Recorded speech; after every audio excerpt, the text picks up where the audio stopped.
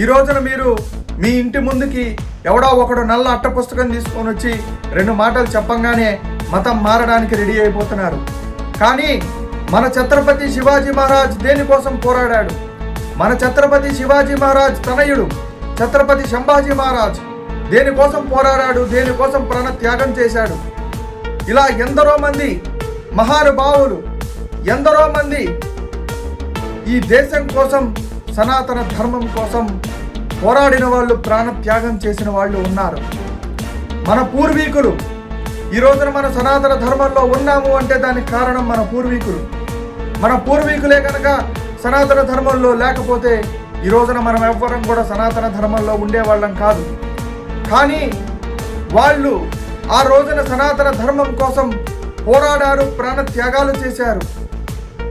వారి యొక్క పోరాటాన్ని, వారి యొక్క ప్రాణ త్యాగాలని ఈ రోజున మనం ఏం చేస్తున్నాం? ఎవడో మన ఇంటి ముందుకి నల్ల అట్ట పుస్తకం తీసుకొని వచ్చి 2 మాటలు చెప్పగానే వారి యొక్క పోరాటాన్ని మనం మర్చిపోతున్నాం. వారి యొక్క ప్రాణ త్యాగాలను మనం విలువ లేకుండా చేసి మతం మారుతున్నాం. చరిత్ర తెలుసుకోండి, చరిత్ర తెలుసుకోండి, చరిత్రను తెలియజెప్పండి.